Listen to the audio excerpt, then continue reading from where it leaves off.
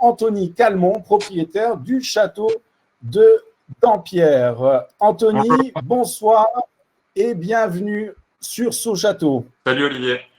Est-ce que tu peux, Anthony, juste te présenter en quelques mots pour celles et ceux qui ne te connaissent pas encore et qui vont découvrir ton château? Très bien. Je m'appelle Anthony Calmont, je suis un enfant du Roussillon, je suis du sud de la France. Je suis médecin, j'habite Paris, je travaille entre Paris et Londres. Je suis spécialisé dans la restauration, pas que des monuments, des visages aussi.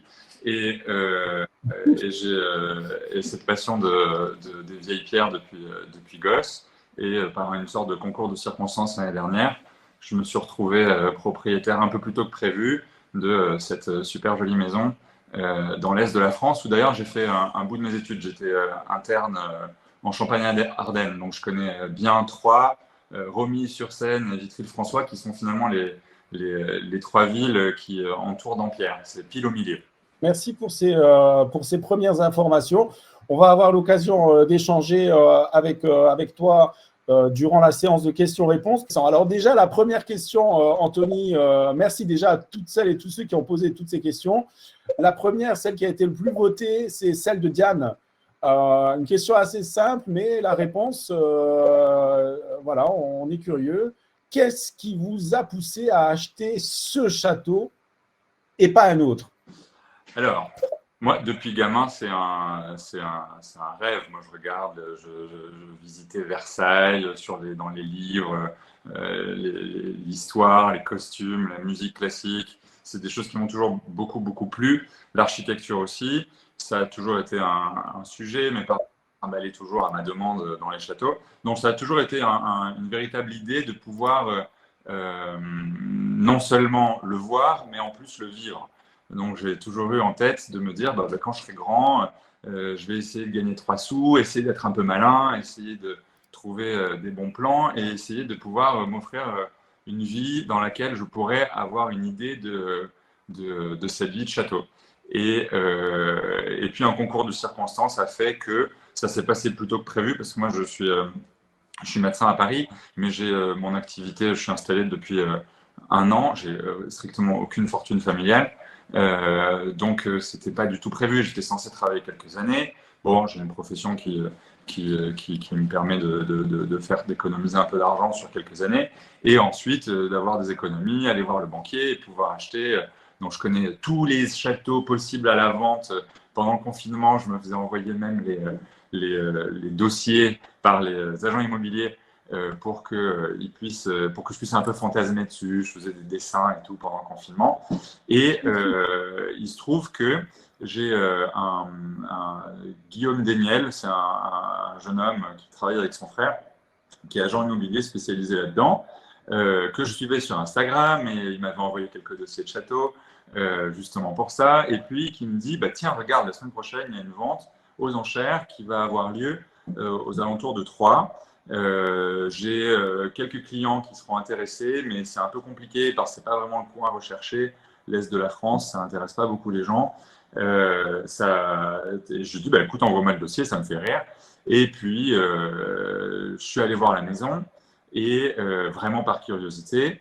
Et puis, comme la mise à prix était quand même pas très élevée, comme tout principe d'enchère, on se met à rêver. Et puis, j'ai passé un coup de fil à mon banquier. J'avais toujours pas mon bilan de première année, donc il me dit, bon, monsieur Calmont, qu'est-ce que vous voulez faire? Je dis, écoutez, la mise à prix, c'était 650 000 euros, je crois. Et il me dit, bon, en réalité, on vous prêtera pas beaucoup plus, donc comptez quelques dizaines de milliers d'euros au-dessus, et on pourra vous prêter cette somme-là. Bon. Et je suis allé à la vente, et j'étais tout seul, personne. Alors, il y avait plein de terres qui étaient à la vente autour. Il y avait plusieurs lots en réalité, qui ont été très bien vendus parce que des lots agricoles ont intéressé beaucoup d'agriculteurs du coin. Mais la maison elle-même n'intéressait personne, puisque j'étais le seul à avoir levé la main au prix de mise à prix. D'ailleurs, si j'avais su, si je m'étais un peu mieux renseigné, j'aurais peut-être attendu un peu, parce qu'apparemment, quand personne ne met d'enchères, ils réduisent le prix de 25%, puis de 50%. Et voilà. Mais finalement, de l'un dans l'autre, c'était pas une mauvaise idée, parce que s'il y en avait eu un qui aurait été tenté, il ne l'a pas été. J'ai coupé l'herbe sous le pied. Et j'ai pu avoir cette maison pour le prix de 50 mètres carrés à Paris. Bon, alors évidemment, le prix, donc je me suis dit, bah, c'est un peu tôt, mais au pire, je garderai la maison fermée le temps de refaire un peu mes économies, et puis je ferai des travaux petit à petit. Et puis voilà, donc là, je me retrouve les pieds dedans. Alors, cette maison, j'ai vu passer la question aussi, j'en profite, je réponds en même temps. Oui. Elle est vendue par la famille donc, qui s'appelle la famille Daligny, qui est une branche des Picot de Dampierre, donc de la famille d'origine, donc ça reste la même famille. Ils l'ont racheté donc, dans les années 30 et ils l'ont revendu parce que, par un jeu de succession compliqué, évidemment, la maison était entretenue sans doute avec l'argent que rapportaient les terres et les locations de terres autour et les bois. Mais tout ça devient de plus en plus difficile. Il y a forcément dans des histoires de succession, ils étaient quand même une dizaine, je crois qu'ils étaient 11. Hein.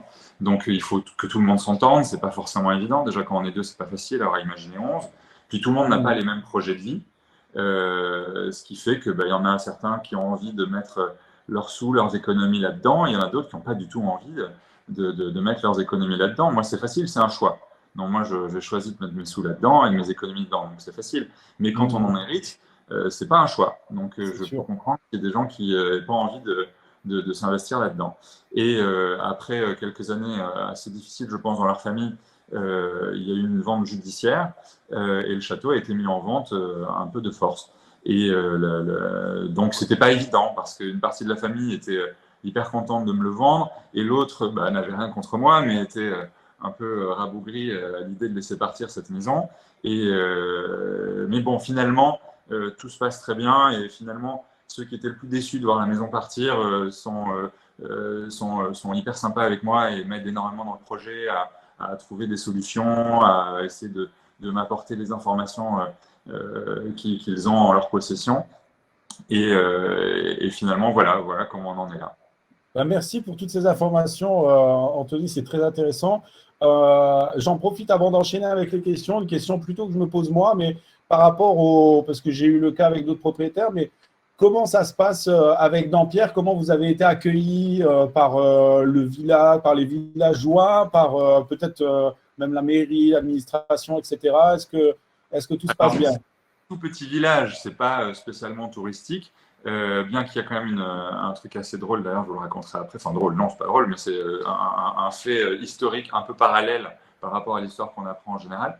Mais en réalité, j'ai été hyper bien accueilli, c'est d'ailleurs assez fou, c'est-à-dire que j'ai fait une journée porte ouverte où j'avais fait une grande table avec du saucisson et des gâteaux, où j'ai proposé à tout le village de venir, le maire était surpris. Lui, chaque année, il pète la tirelire pour faire un feu d'artifice le 14 juillet. Et en fait, il y avait plus de monde pour ma petite après-midi que pour son 14 juillet.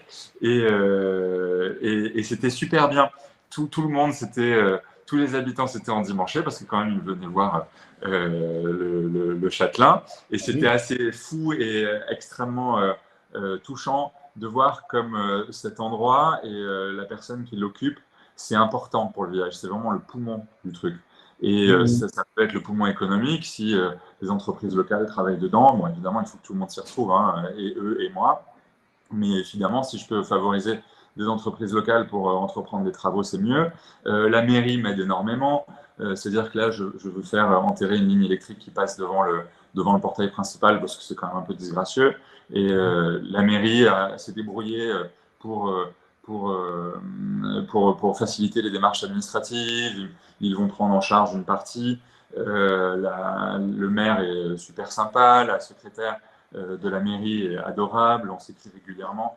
Et puis tous les habitants, tout le monde met sa main à la pâte. J'ai un agriculteur, Pascal, qui vient me filer un coup de main pour le jardin. Tout le monde y met un peu du sien. Et j'avoue que j'ai des filles du village qui m'ont aidé pour nettoyer la maison, alors que ce n'est pas du tout leur métier, mais elles sont venues, elles avaient de la poussière jusqu'ici et tout le monde s'y est mis. Et donc, c'est vraiment sympa. Bon, super, ça c'est très important aussi parce que je sais que ce n'est pas toujours le cas et je crois que c'est très important dans un tel projet de restauration d'avoir les gens autour qui sont là et qui veulent aider, qui participent au projet. Merci Anthony pour ça. Alors, deux questions de Florent maintenant qui se rejoignent, donc je vais les poser en une seule. Est-ce que tu gères ce projet seul, en famille, avec des amis?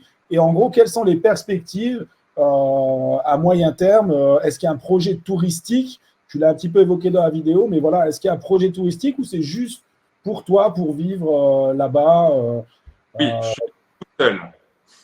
C'est D'accord. triste. C'est comme ça. Euh, non, j'étais en couple jusqu'à il n'y a pas très longtemps, mais le statut a changé. Je pourrais le mettre sur Facebook d'ailleurs, j'ai changé de statut.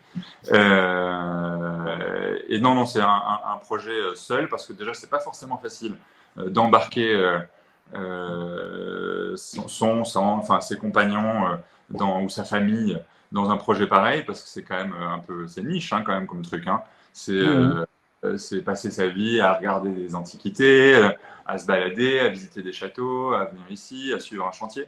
Ça ne plaît pas forcément à tout le monde. Tout le monde s'y retrouve un peu quand c'est restauré quand même, parce que ça reste quand même une maison de campagne, une belle maison de campagne. Donc j'imagine que ça peut être assez séduisant pour tout. Tout le monde peut trouver son compte. Mais effectivement, c'est quand même un projet que je fais seul. Alors je suis quand même entouré. J'ai un papa, une maman, une petite sœur. Tout le monde trouve ça formidable. Et je suis très fier de leur montrer tout ça. Et ça les dépasse un peu. Ma mère, elle comprend rien du tout. Elle trouve ça complètement bizarre et fou. Elle veut même pas venir parce qu'elle me dit qu'il fait trop froid. Cet été.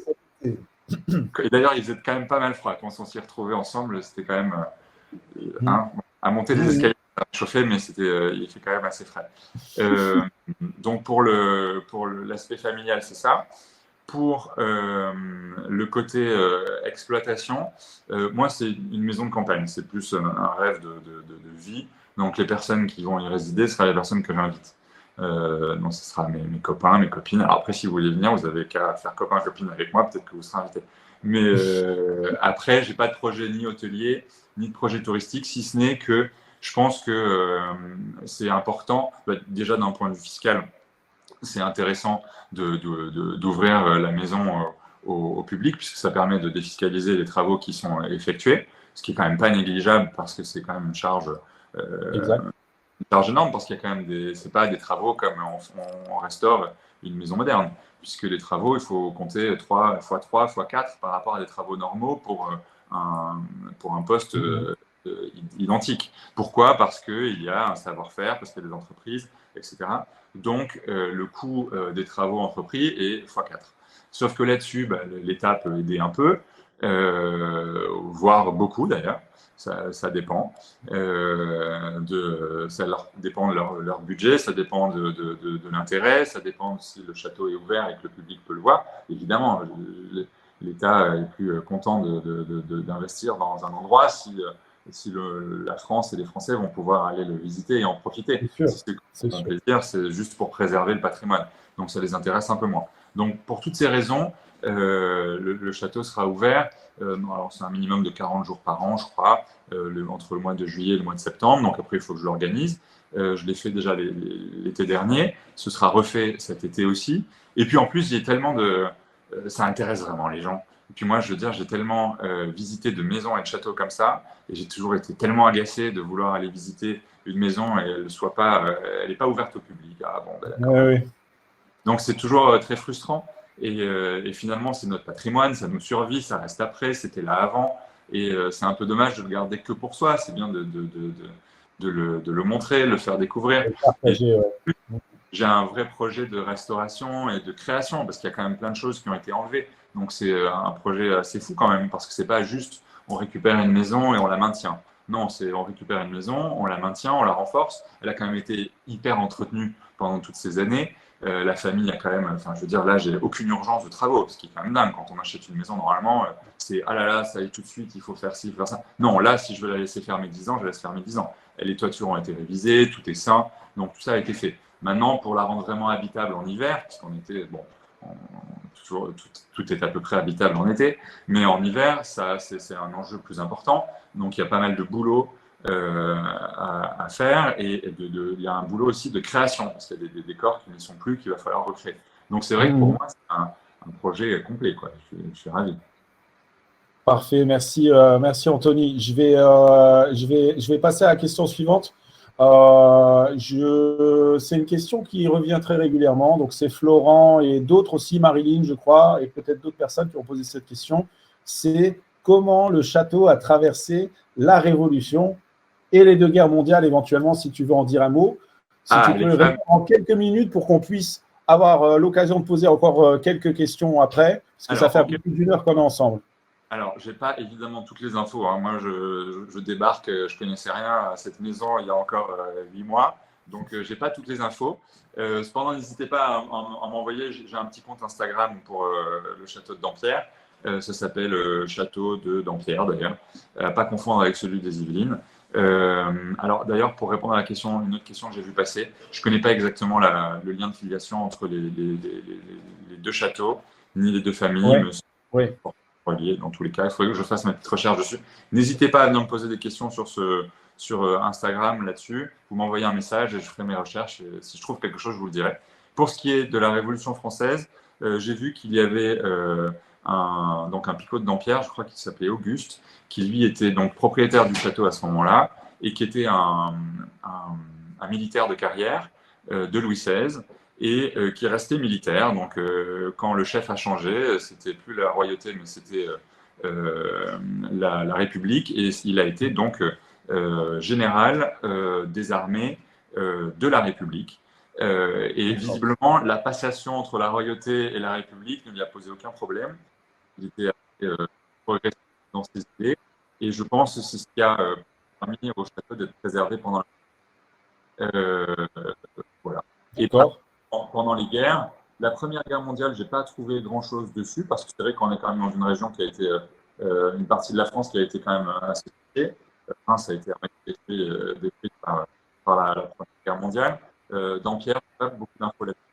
Et la seconde, comme beaucoup de maisons de cette taille-là, et de maisons stratégiques, pendant la Deuxième Guerre mondiale, les Allemands ont investi, ils en demeuraient, plutôt que d'aller dormir dans la petite maison du coin, et ils avaient raison. Ils prenaient la police.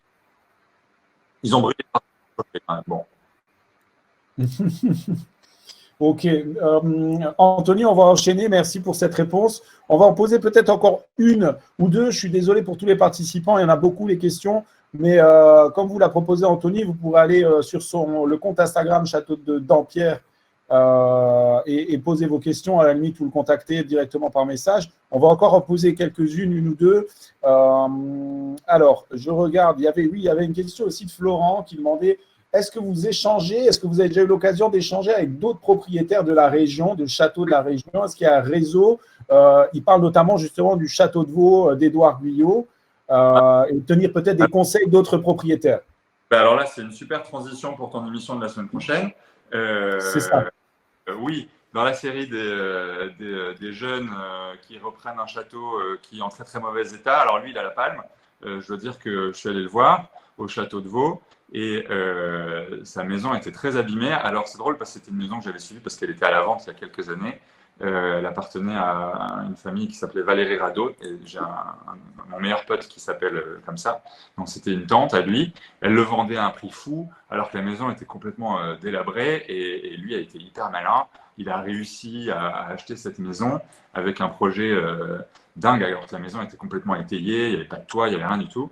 Et il a commencé les travaux. Et je suis allé, je l'ai rencontré, je suis complètement admiratif. Il arrive avec cette baraque à en faire même une activité économique qui permet de l'autonomie de la maison.